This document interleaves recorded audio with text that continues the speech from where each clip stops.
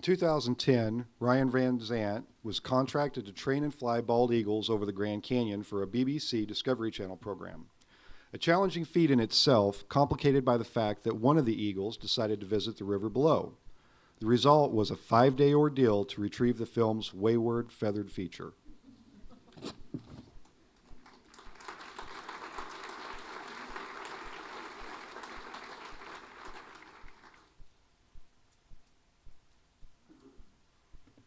Okay. The mic up. So much of my adult life, I have been a professional animal trainer, and as I was mentioned in my intro, in 2010 we were contracted to fly bald eagles over the Grand Canyon for the BBC and Discovery Channel for a program called Earth Flight. As you can see, the Grand Canyon is well named. It's big and deep. That is me standing there, and we did fly eagles over the edge of it. This is the camera mount that we used. The eagles wore a backpack, and on the backpack is a GoPro camera. Now, this is a little before everyone had a GoPro, and lots of TV shows are filmed with GoPros, surprisingly. You can also maybe see on the tail there is a radio transmitter, which is how we found the eagle as we progressed through this story. The first few days at the Grand Canyon, the eagles were getting used to the scenery. Now, of course, we didn't have them fly all the way across the Grand Canyon. We had them fly from point to point. Generally, it was about 100 to 200 yards across. And the first few days, things went really, really, really well. We had dozens and dozens of flights where the eagles flew just fine. There's a picture right there. The eagle in this picture's name is VanZant. We had 2 eagles there, and VanZant's who we're going to talk about today. Now, this is one of VanZant's many flights. He wasn't wearing a camera for a few. We needed some side shots as well. They can't all be beautiful onboard shots. But as you're there at the Grand Canyon filming with eagles for 3-4 days, the word gets out. And the tourists, also known as tourons, begin to show up.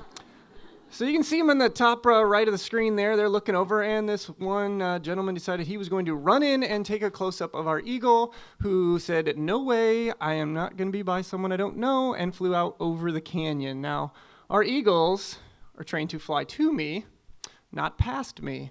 So that's problem number one. And there's a lot of different updrafts and downdrafts coming over the canyon. Our eagles were trained in the prairies of Oklahoma, so the winds are a little different. And unfortunately, our eagle caught himself a downdraft, and that downdraft took him down, down, down. That spot in the middle, that's VanZant. VanZant's got a 6-foot wingspan, about the same as my arms are, and he disappeared very quickly into the bottom of the canyon. We knew pretty fast that we had a problem. The production company assured us they would have a helicopter ready to go in case this happened. What they didn't check on was whether helicopters are allowed in the Grand Canyon, for which they are not. So we're looking down below, getting a sense of what we're up against, and he does have radio transmitter on him, so we can track where he went. We spent the next 3 days trying to get to him with direct routes, but we canyoned out every time, so we couldn't get down to him. So we had to go 15 miles up the road to the New Hants Trail, and if you look that up on Google, it's one of the most difficult trails in the Grand Canyon. In fact, it's more of a goat path with these little rock stacks there. They're called cairns, and they mark the path to find your way down to the river. The path to the river is about a 6-hour hike. I did it in 4. Downhill's easy. This is the first documented selfie I ever took.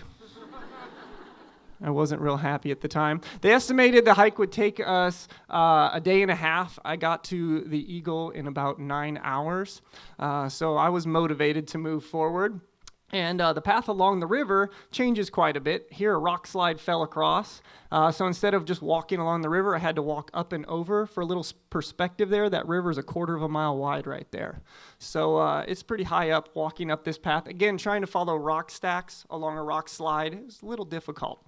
But I did follow the signal, and eventually found VanZant deep within a canyon that the park rangers later told me, we don't know if anybody's ever been in that canyon before. So VanZant at this point had been gone for 5 days, hadn't eaten in 5 days, which isn't really that big of a deal for eagles. They often will go a long time. And but as you can imagine, he was hungry. So he went right into my bag and pulled out a power bar. We have a close relationship. I had to remind him that he is a meat eater. So we swapped it out for some of his goodies that I had packed along with me. And at this point in time, it was starting to get dark, so we decided we would go back to the beach by the river, and that's where we'd camp for the night. So Bensar was pretty happy, and then we heard a voice. There was rafters across the river who had been enjoying themselves for the afternoon, maybe had a few too many to drink, and were screaming at me across the rapids to let the eagle go, leave him alone. I was too tired to tell them that he's a trained eagle, so Bensar and I hiked back up the river, and as it was getting dark, I lifted him up onto a rock, climbed the rock, lifted him on the rock, climbed the rock. This is the path of the trail, and we slept in this cave overnight. Slept is a loose term because none of that happened, and we watched spotlights on the side of the rock face as these rafters tried to find us through the night. So we got up early the next morning and got to hiking down the trail where I ran into this group who was enjoying their breakfast. Imagine them seeing a guy walking up the path holding an eagle on his fist. It was pretty exciting. So they offered me an Egg McMuffin and a beer. There seems to be a trend down at the bottom of the canyon. And several of them volunteered to help me take the eagle out, which was very nice of them because he is a 10-pound eagle. Trying to carry a 10-pound eagle on your fist up 12 miles vertical, 4,500 feet, pretty tough. So I trained them how to hold him like a baby. He's hooded there to keep him calm, and we'd stop every mile to get him a drink of water and a couple of treats, and same for ourselves. And eventually, after about 14 hours of hiking, we made it to the top. Look how happy they are. I was just glad to be done with this trip. 31 miles of hiking, and most hiking I had done before that was to my car every morning to go to work.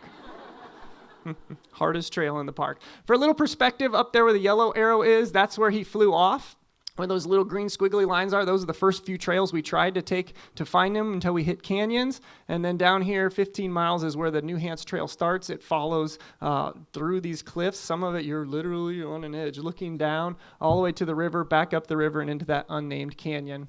So at the end of this ordeal, I had a giant hole in my boot, which was pretty fun. Also contributed to the frowny face. And I just thought I would leave you with that if you're having a bad day at the office, you can think about me and Bensar and our trip to the Grand Canyon, sleeping with an eagle in a cave. Not too fun.